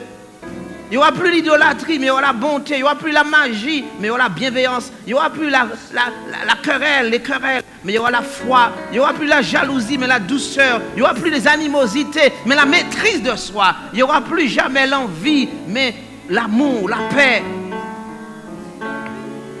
Tu n'auras plus besoin de drogue, il n'y aura plus d'ivrognerie, dit le Seigneur. Tu n'auras plus besoin d'une substance. Tu n'auras plus besoin pour fêter d'un champagne, ou d'un joint, ou de quelque chose. Tu n'as plus besoin en fait de personne sur terre. Parce que quand tu es en Jésus, tu es entièrement libre. Jésus est prêt à te donner sa liberté. Le ciel est prêt maintenant pour toi. Et c'est maintenant que ça se passe. Maintenant le Père regarde et dit, qu'est-ce que tu dis mon enfant? J'ai préparé la salle de noces pour toi. J'ai préparé la robe blanche pour toi ce soir, c'est maintenant. J'ai préparé un anneau pour toi, mon enfant. J'ai préparé tout ce qu'il faut pour toi. C'est maintenant que ça se passe. Jésus-Christ a ses mains tendues vers toi et te dit, qu'est-ce que j'aurais pu faire d'autre pour toi? J'ai donné ma vie. Et comme pour Thomas, il dit, mets tes mains, regarde, regarde. J'ai mis ma vie en jeu pour toi. Personne n'a fait ça pour toi. Les saints anges sont déjà en train de descendre. Les noms sont en train d'être inscrits sur le livre de la vie. Sauvés par grâce. Il y a des bénédictions dans ce livre. Il y a un miracle dans ce livre. Tu pourras pardonner à ceux qui t'ont blessé, offensé. Tu pourras être libéré de tout fardeau. C'est maintenant que ça se passe. Il y a quelqu'un qui dit, oui, je prends ma bénédiction. Il y a une guérison. Alléluia. Il y a un salut, il y a une paix, il y a le pardon. Il y a quelqu'un qui dit, je veux mettre ma main dans la main de Jésus. Je veux mettre ma main dans la main de Jésus pour être en paix dans mon foyer, dans mon travail, qu'importe les circonstances, même s'il y a les vagues, même s'il y a les cyclones, même s'il y a les tempêtes, je mets ma main dans les mains de Jésus. Alors le Saint-Esprit descend en abondance maintenant et remplit ce lieu de sa grâce, du pardon. Jésus n'est pas quelqu'un qui va compter vos péchés, vos difficultés. Il dit, j'oublie tout cela, je jette tout cela au fin fond de la mer. La seule chose que je veux, c'est que tu viennes à moi et que tu me donnes ton cœur. Où en es-tu? Veux-tu me donner ton cœur? Ne suis-je pas pour toi plus qu'un époux? Ne suis-je pas pour toi plus qu'un enfant? Ne suis-je pas pour toi plus qu'un travail? Tu avais des grands projets, mais tes projets, tu as bien vu que ça ne marche pas sans moi. Les gens entiers peuvent croire que tu es heureux, mais c'est maintenant que tu sais que là où tu es, tu as besoin vraiment d'aide. Quand on se noie, mes amis, on ne demande pas, est-ce que c'est une femme qui me sauve ou est-ce que c'est un homme? Est-ce que c'est un noir qui me sauve ou est-ce que c'est un blanc? Est-ce que c'est un chinois ou est-ce que c'est un américain ou est-ce que c'est un indien? Quand quelqu'un vous a sauvé, veut vous sauver, vous dites, je prends cette main, je prends cette main, je prends cette main, je prends cette main. Parce que c'est la main de Jésus, le sauveteur de l'humanité. Jésus ne peut pas vous sauver de loin. Parce qu'il ne vous a pas aimé de loin. Il vous a aimé de très près. Le dossier était tellement épais qu'il est venu en personne pour que le ciel soit ouvert pour vous maintenant. Et il dit dans Hébreux 4, le verset 16, approchons-nous donc avec assurance du trône de la grâce. Approchons-nous donc avec assurance du trône de la grâce. Parce qu'il a le pouvoir de briser les chaînes. Quelqu'un dit, je veux qu'on prie avec moi. Et je veux avoir cette paix en Jésus. Alors approchez-vous librement et nous allons prier ensemble.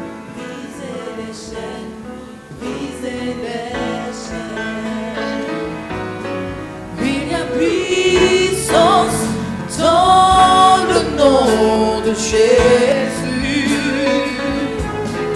Il y a puissance dans le nom de Jésus.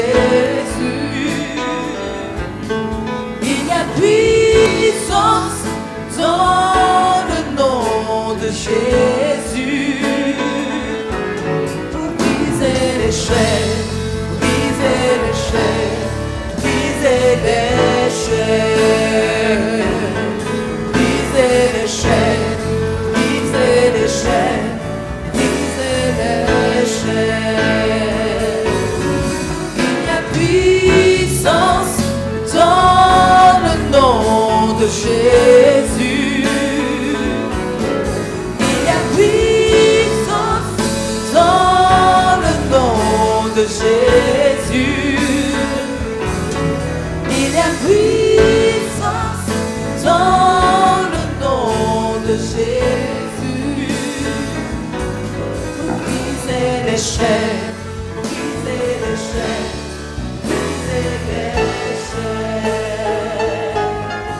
briser les chaînes, briser les chaînes, briser les chaînes. Il y a une armée qui se Ça va, tu es chez moi? Il y a une armée Entends ta voix. Viens, viens voir.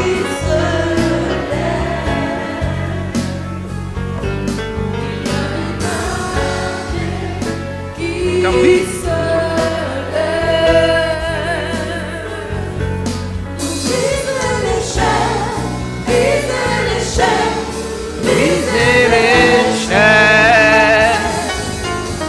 Brisez les chaînes. Brisez les chaînes. Brisez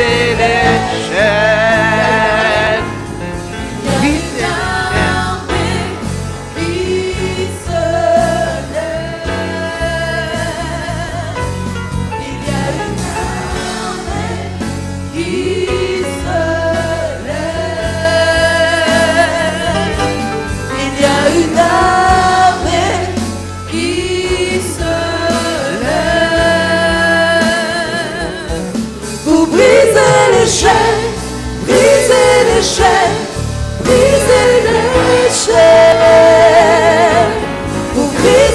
Brisez les chaînes.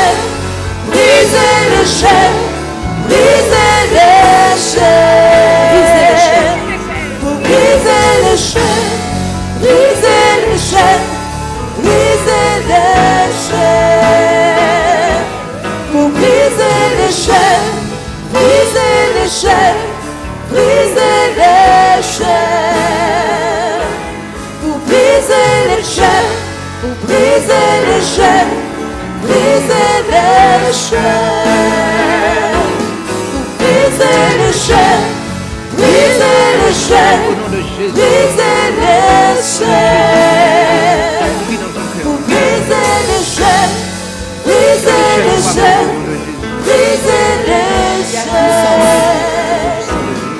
Il y a puissance dans le nom de Jésus. Il y a puissance dans le nom de Jésus. Il y a puissance dans le nom de Jésus. Pour briser les chaînes, briser les chaînes, briser les chaînes. Pour briser les chaînes, briser les chaînes, briser les chaînes. Il y a une armée.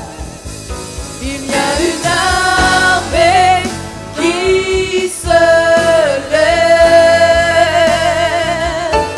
Il y a une armée qui se lève. Il y a une armée qui se lève. Pour briser les chaînes, briser les chaînes, briser les chaînes, briser les chaînes, briser les chaînes, briser les chaînes, Briser les chaînes. pour briser les chaînes, briser les chaînes, briser les chaînes, pour briser les chaînes, briser les chaînes, briser les chaînes. Il y a une armée qui se lève. Il y a une armée qui se lève. Il y a une armée qui se lève. Pour briser les chaînes, briser les chaînes, briser les chaînes. Pour briser les chaînes, briser les chaînes, briser les chaînes. Pour briser les chaînes, briser les chaînes, briser les chaînes. Pour briser les chaînes, briser les chaînes, briser les chaînes. Il y a puissance dans le nom de Jésus. Il y a puissance dans le nom de Jésus. Il y a puissance dans le nom de Jésus. Pour briser les chaînes, briser les chaînes, briser les chaînes, briser les chaînes, briser les chaînes, briser les chaînes, Briser les chaînes. pour briser les chaînes, briser les chaînes, briser les chaînes. J'entends les chaînes tomber. J'entends les chaînes tomber. J'entends les chaînes tomber.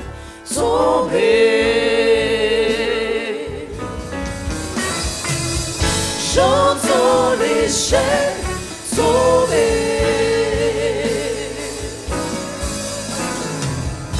J'entends les chaînes tomber. J'entends les chaînes tomber. J'entends les chaînes tomber. J'entends les chaînes tomber.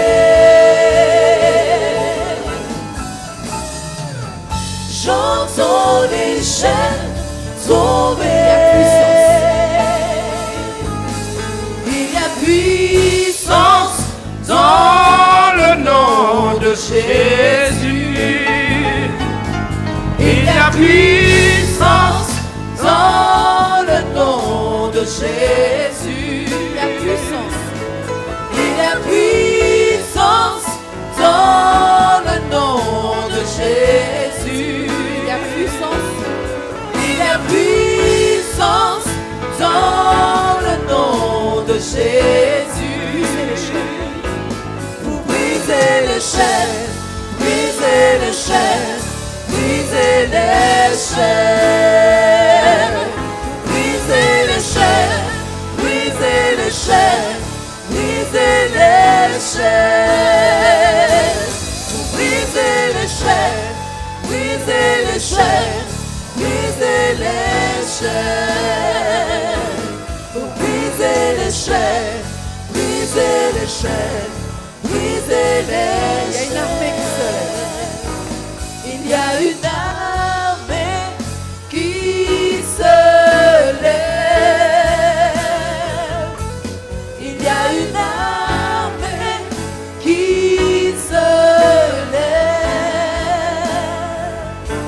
Il y a une armée qui se lève. Il y a une armée qui se lève. Pour briser les chaînes, briser les chaînes.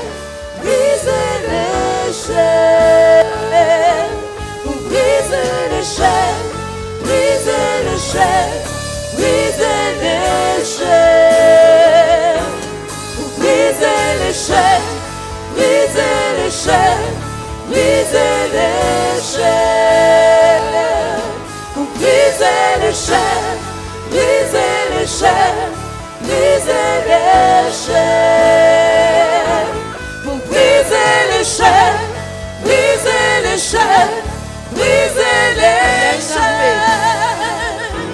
Il y a une armée qui se lève. Il y a une armée qui se lève.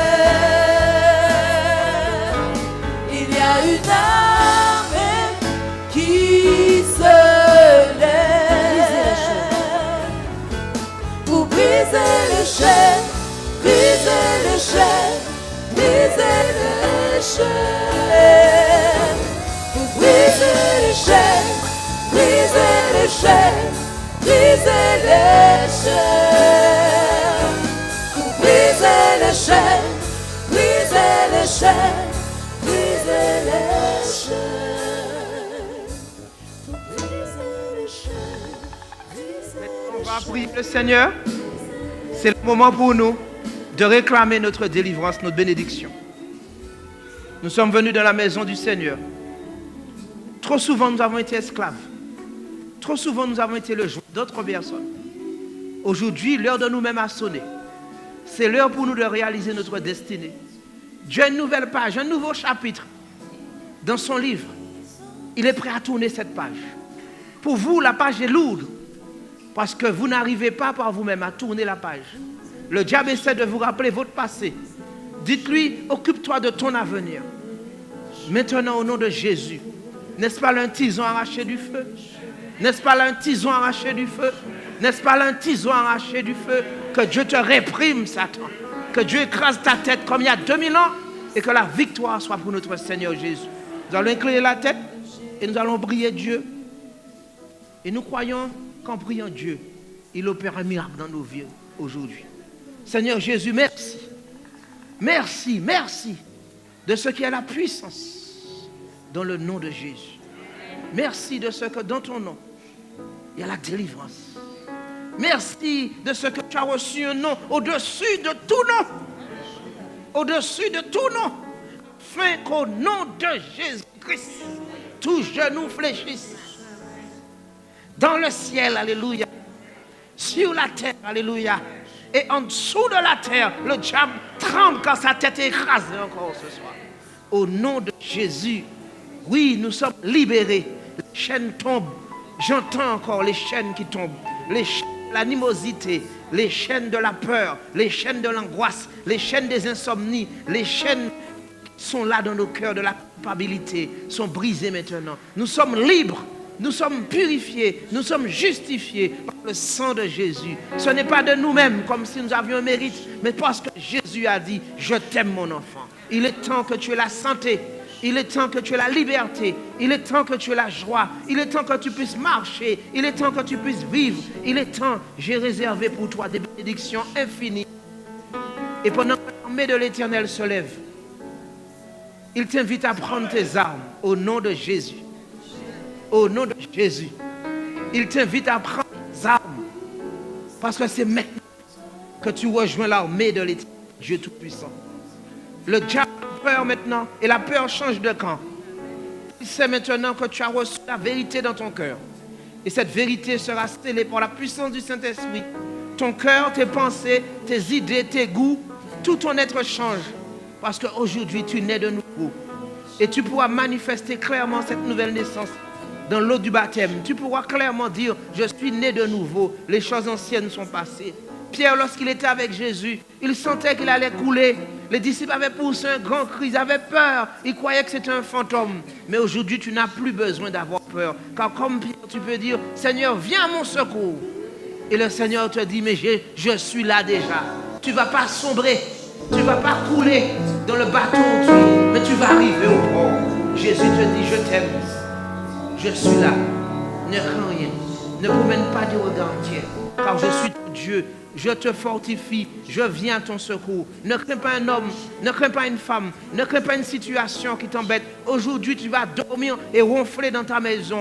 Tes membres vont se régénérer, ton corps, ton ADN va changer, tes muscles vont reprendre leur place. Et ta vie et tes idées sont dans la libération qui est en Jésus-Christ. Car il a dit, l'Esprit du Seigneur est sur moi pour annoncer la liberté aux captifs, le recouvrement de la vue aveugle. Et maintenant tu te vois belle, grande et forte, tu te vois beau, libre, grand et fort, parce que Jésus dit, ta grandeur n'est pas liée à un instrument pour mesurer tes centimètres. Ta grandeur, c'est celle de ton Père, qui est le Dieu Tout-Puissant, qui est le Dieu infini, qui atteint les plus hauts sommets de l'univers. Tu es beau, tu es grand, tu es fort, et je suis mort pour toi. Et puisque maintenant, nous avons vu les chaînes se briser dans notre vie, nous scellons notre alliance avec Jésus-Christ. En répétant ces simples mots, nous sommes nés de nouveau. Je t'aime, Jésus. Je te donne toute ma vie. Lave-moi par ton précieux sang. Remplis-moi par ton Esprit Saint. Je suis né de nouveau. Je suis heureuse. Je suis heureux. Je suis libre par le sang de Jésus. Moi et ma maison, nous servirons les dieux. Au nom de Jésus. Au nom de Jésus. Amen. Alléluia. Alléluia. Brisez les chaînes, brisez les chaînes, brisez les chaînes. Brisez les chaînes, brisez les chaînes, brisez les chaînes. Chantons les chaînes tombées.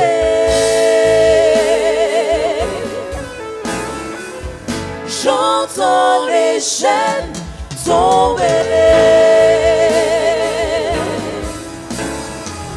Chantons les chaînes tombées.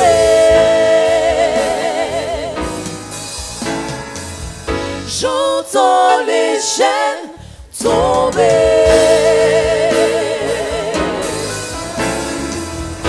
J'entends les chaînes tomber. J'entends les chaînes tomber. J'entends les chaînes tomber.